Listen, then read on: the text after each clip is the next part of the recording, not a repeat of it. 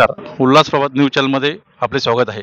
आपण पाहत आहोत मुरबाड विधानसभेची या ठिकाणी मतमोजणी चालू आहे आणि आपल्या समोर जो काय आहे हा मतमोजणी कक्ष या ठिकाणी आहे आणि या ठिकाणी सगळी पोलीस बंदोबस्त देखील या ठिकाणी बसलेला आहे आणि इथं पूर्णपणे सिक्युरिटी आहे आणि इथून जवळपास अर्धा ते पाऊण किलोमीटर अंतरावरती जी बाहेरची पब्लिक आहे ही येऊ शकते आणि या मतदारसंघाची खूप उत्सुकता होती की तुतारी वाजणार की कमळ फुलणार. तर आज आता जवळपास सिद्ध झालंय कारण आता 13वी राऊंड झालेला आहे या ठिकाणी आणि 13वी राऊंडचा जो निकाल आहे मी हा तुम्हाला आता सांगणार आहे. सर्वात पहिली बातमी आपल्या उल्हास प्रभातमध्ये येते. उल्हास प्रभातमध्ये आपले स्वागत आहे. आता हा 13वा राऊंड झाला आणि टोटल 25 राऊंड आहेत. तर 25 राऊंड आहेत या ठिकाणी. 25 राऊंड असल्यामुळे आता 13 राऊंड झाले आणि 12 राऊंड अजून शिल्लक आहेत. तर त्या 12 राऊंडमध्ये काय निकाल येणार हे आपल्याला त्याच्यावरून अंदाज येईल. आता हा 13व्या फेरीमध्ये अंदाज जो आहे 13व्या फेरीचा अंदाज जो आहे तो किसन शंकर कचोरे महायुतीचे याला मिळाले 58,442 मध्ये. सुभाष गोटीराम पवार महाविकास आघाडी 53,506 मतं.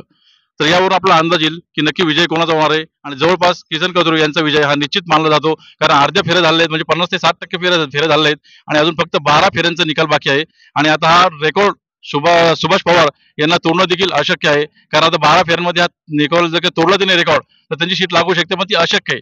त्यामुळे किसन कचोरे यांचाच विजय नक्की मानला जातोय. या ठिकाणी अनेक कार्यकर्ते देखील जमलेले आहेत. तर आपण आपलं नाव सांगा आणि आपल्या प्रतिक्रिया देखील द्या.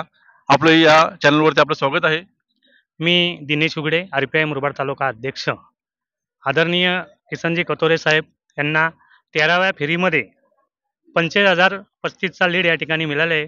संपूर्ण जनतेमध्ये या ठिकाणी आनंदाचं वातावरण चालू आहे. खऱ्या अर्थाने या ठिकाणी सर्वांनी विकासाला पसंत केलंय. विकासाच्या दिशेने सर्व जनता या ठिकाणी आदरणीय कतोरे साहेबांच्या मागे आहे. या कतोरे साहेबांना या ठिकाणी या जनतेने या भरघोस मताने लीड देतात. त्या सर्वांचा मी मनापासून आभार मानतो. 13व्या राऊंड मध्ये देखील 45,035 मतांनी लीड आहेत आणि त्यामुळे किसन कतोरे यांचा निश्चित विजय मानला जातो. धन्यवाद.